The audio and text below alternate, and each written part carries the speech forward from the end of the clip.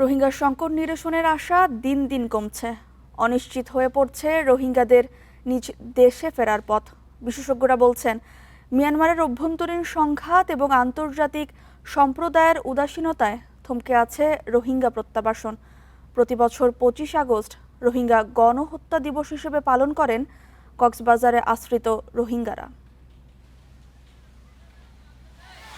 যতদিন যাচ্ছে ততই বাড়ছে আশ্রিত রোহিঙ্গার সংখ্যা।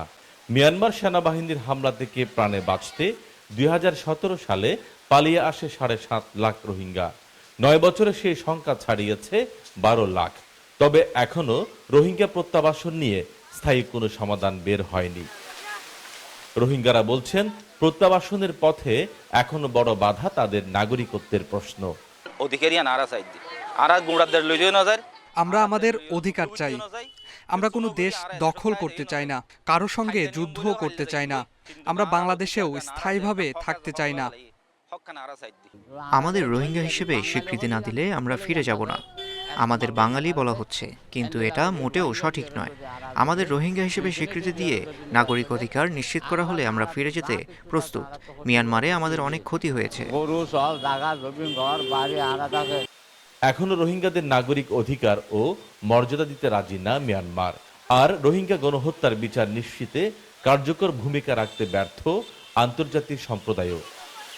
২০২৫ সালে জাতিসংঘে আন্তর্জাতিক সম্মেলনে রোহিঙ্গা সংকটের টেকসই সমাধান নিয়ে আলোচনা হলেও তা অনেকটাই গতি হারিয়েছে।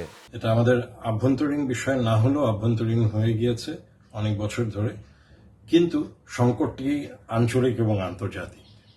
কাজেই এটিকে বিভিন্ন মহলেই আরেকবার আলোচনায় নিয়ে আসার ক্ষেত্রে বাংলাদেশ সরকারের একটা ভূমিকা থাকবে বলে আমরা আশা করি। শরণার্থী ত্রাণ ও প্রত্যাবাসন কমিশনার বলছেন, রাখাইনে রোহিঙ্গা প্রত্যাবাসনের অনুকূল পরিবেশ এখনো তৈরি হয়নি। লম্বা সময় ধরে ভেরিফিকেশন হওয়ার ফলে এটা আবার রিভেরিফিকেশনেরও প্রয়োজন রয়েছে।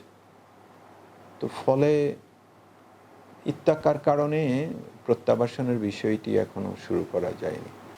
রোহিঙ্গা সংকট দীর্ঘ হওয়ায় পুরো অঞ্চলের উপরেই নেতিবাচক প্রভাব পড়ছে বলছেন বিশ্লেষকরা। তৌফিকুল ইসলাম, ইন্ডিপেন্ডেন্ট নিউজ, কক্সবাজার।